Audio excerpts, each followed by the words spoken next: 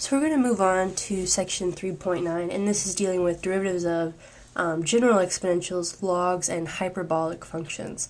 So the first thing we're going to start with are general exponentials. General exponentials. So the exponential that we know at this point is that the derivative of e to the x is e to the x. But the question is, what about the derivative of 5 to the x, or 3 to the x, or 2 to the x? What if this base is not e?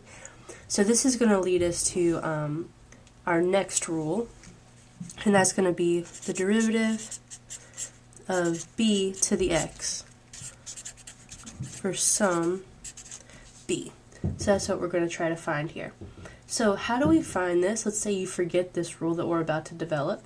What you can do is let's let f of x equal e to the natural log of b to the x. Okay. Now, using your rules about exponentials and logarithms, you know these are inverses, so this is actually just b to the x.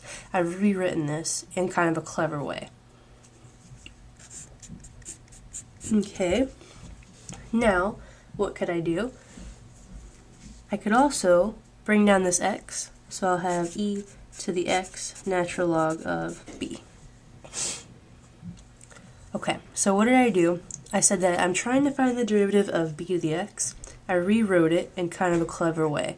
I wrote it as e to the natural log of b to the x, which I then brought down the x because I can do that in logarithms. So I got this. Now what's the derivative of this function? That's a function we know how to take the derivative of because the natural log of b is just a constant. So we can find this using our chain rule. So what does the chain rule say? The chain rule says this is going to be e to the x natural log of b times the natural log of b. And what do we say e to the x natural log of b is? Well, that's just b to the x. So b to the x natural log of b. So by rewriting it in terms of e to the ln of b to the x, we were able to use the chain rule and find the derivative. So this is our big rule that we're going to take away from this, is that the derivative of b to the x is natural log of b times b to the x. So put a box around that. This is another rule we're going to add to all the rules that we have. So let's do some examples on how to implement this. Let's let f of x equal 3 to the x. What is f prime of x? Well, let's see. This is of the form a base that's not e to the x. So my f prime, using my rule here, is going to be natural log of 3, which is just a number, times 3 to the x. Okay, let's do a couple more. Let's let f of x equal 2 to the x. And let's find the equation of the tangent line at x equals 0.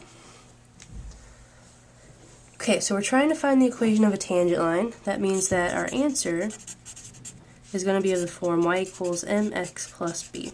First thing I'm going to do is find m. Second thing I'm going to do is find b. So go back to what we were doing. How do we always find m?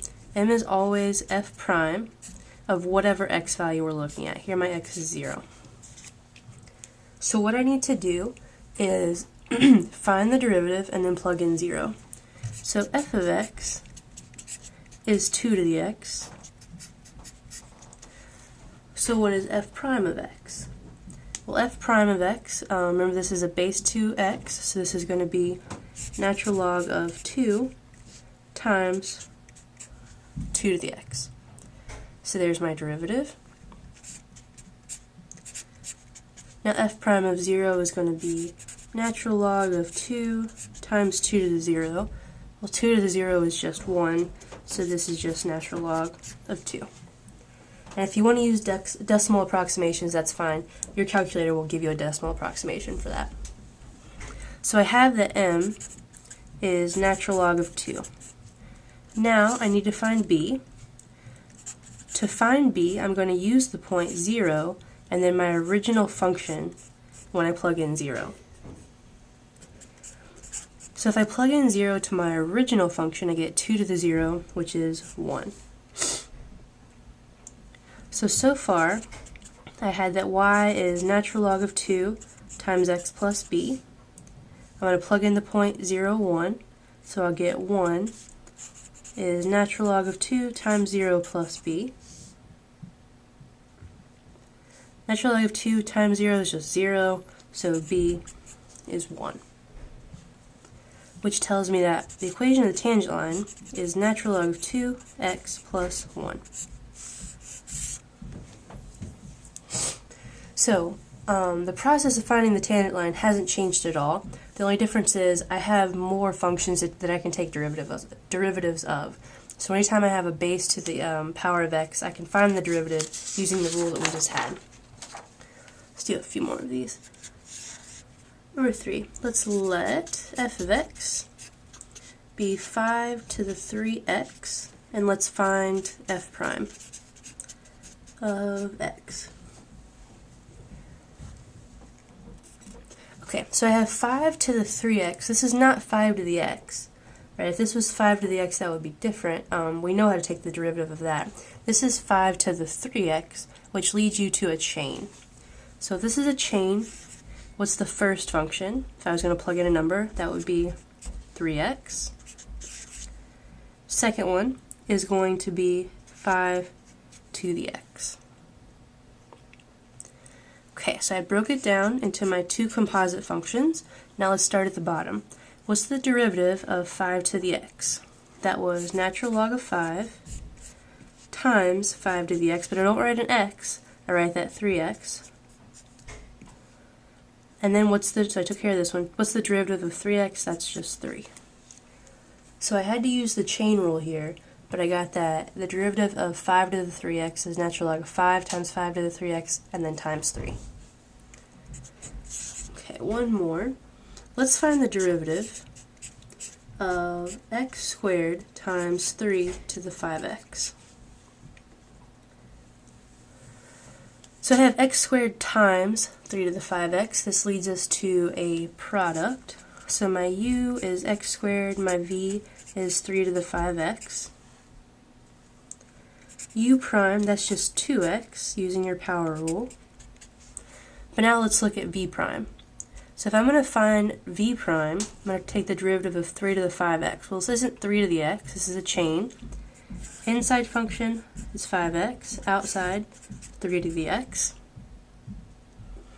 So start with your outside function. The derivative of 3 to the x is natural log of 3 times 3 to the x, but I don't write 3 to the x, I write 3 to the 5x.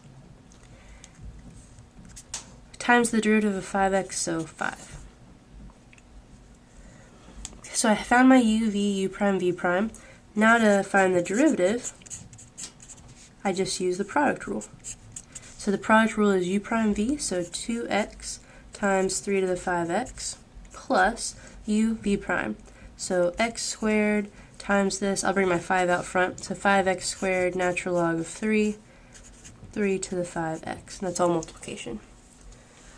So I used the product rule the same way that we've been doing. The only difference is now I can find more v primes and u primes. So those are your general exponential functions and how to find the derivative of them.